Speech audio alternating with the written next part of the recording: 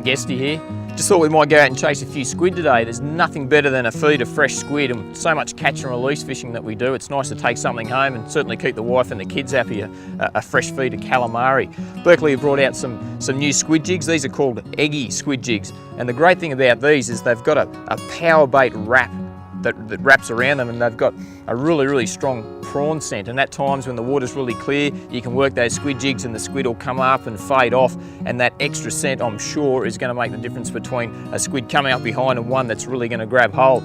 We'll duck out the front here in a minute and cast a few round and see if we can't get a couple of big squid. Before we do that, I might put a couple of casts in here just at the boat ramp and show you a couple of different techniques that certainly work well for squid. There's a couple of different techniques that work really well for squid, and you can be quite gentle with your retrieve with some little hops, pretty well what you can see there now, and that can work well, especially with this centered squid jig. I think that's going to be quite a good technique. Or I don't mind, I'll just cast it back out again. At times they do like a bit of acceleration, just so they think that their prey is going to get away. They think this is a big shrimp, and you can really rip that rod tip and let it drop back, rip that rod tip and really accelerate that squid jig, and you quite often find that erratic, faster technique works as well also. Another way we can use them, of course, is just to drop them straight down into some deeper water, let them sink all the way down. Different weights in this range have got different sink rates. Some sink faster than others. The heavier the weight, obviously, the quicker they sink. And just drop them to the bottom and just twitch them up and down. And always keep an eye on that retrieve in case you get a couple of squid follow up that aren't that keen on biting. Simple as that.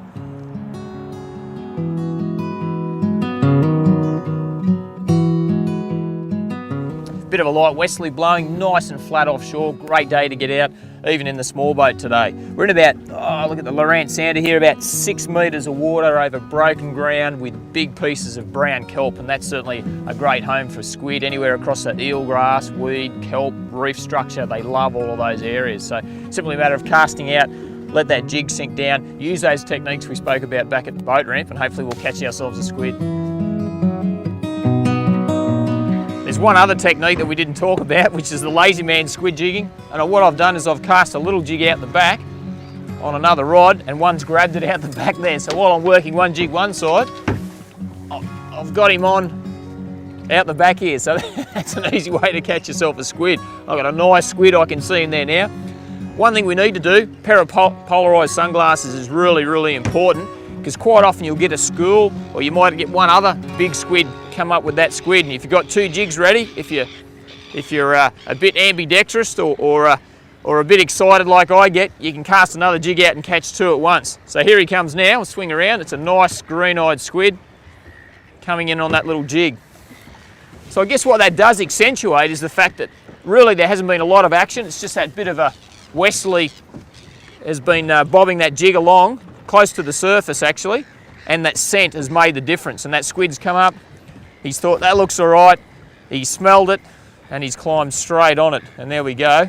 Important, if you've never been inked by a squid, I think you need that initiation. Sneak him up, pop that net underneath him like that, and then keep the net, keep that net in the water, or you're going to end up with a face full of ink. So there we go. We'll have a look at these critters. They are an amazing creature. The colour changes they get is just incredible. This is a green-eyed, what we call a green-eyed squid. So we'll just get him out of the net. And there he is. Look at that, they are an incredible creature. Colours in there, and very nice to eat as well. There's that little eggy squid in there. So that's popped out, so he's grabbed hold of that with his tentacles, sucked it in there, and those razor sharp hooks at the back have done it. That squid scent certainly worked well.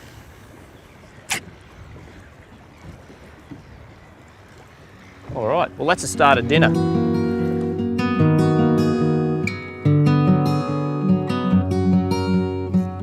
Got him, there he is. So one thing certainly with fishing with PE line where there's no stretch, really soft drags, quite the opposite of a lot of fishing that we do.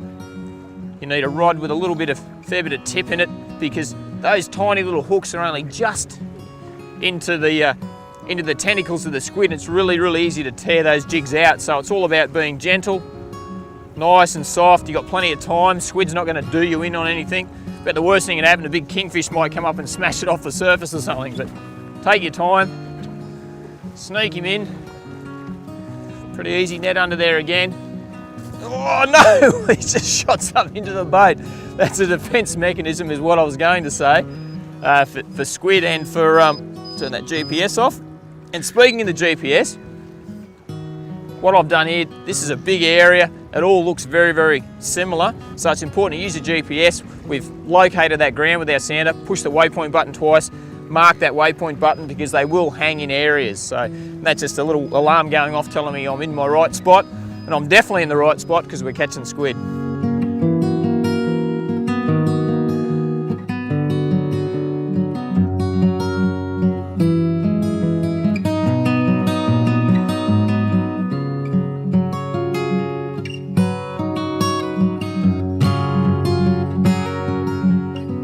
You don't have to go out and spend $1 million on tackle just for squid fishing, whatever you've got. This is a 2 to 4 kilo protactic brim stick that I've got with a little fluger spin reel on it. And this one's a 2 to 5 kilo rod that I use for my flathead jigging. So it's a little bit heavier weight. Pretty easy stuff. Bit of 6 pound braid. This is microfuse, some 8 pound Vanish fluorocarbon leader. That's the same on both. Squid are an eyesight hunter, got those big eyes, clear water. It does pay to use a light fluorocarbon leader. I use 8. If you get snagged, you can still probably pull that jig back out of the kelp. They don't snag much, these jigs, because of that front weight. They tend to ride upwards, so the snagging's not a big problem. And this is one of the new Japanese models of the Fluger XTS spinning reel. Beautiful reel. A bit of overkill for squid fishing, but it's a nice thing to use. So you don't need to rush out and buy a heap of tackle. Pick up your flatty jigging rod or your brim spinning rod and away you go.